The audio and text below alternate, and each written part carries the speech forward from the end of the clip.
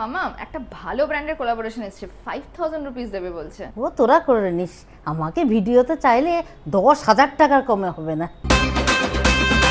দেখো, তোমার জন্য এই কুর্তিটা পছন্দ হলো অনলাইনে, তাই অর্ডার করে দিয়েছি। আর মা, তোমার জন্য একটা ঠাকুর ঘরের শঙ্খ অর্ডার করেছি।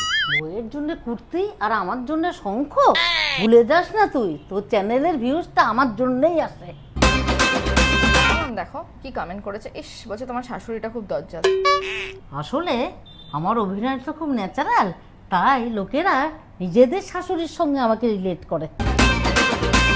রে, আজকে কোনো রিল করবি না? হ্যাঁ, একটা আইডিয়া মাথায় আছে, দেখছি আমাতে আর ওতে মিলেই করে নেবো। দূর, ও চলবে না। মামা একটু রেডি হয়ে নাও না, একটা রিল করতে হবে। দূর, আমার এখন সময় নেই। চ্যানেলের মেন লোক তো তোমার ছেলে, স্ক্রিপ্ট লেখেও, শুট করেও, এডিট করেও, তুমি এত কিছু অ্যাটিটিউড দেখাও বলো দেখি। আরে ডিরেক্টরদের আর কত লোক চেনে, নায়িকাদের নিয়েই তো লোকে মাতামাতি করে, তা একটু অ্যাটিটিউড হবে না?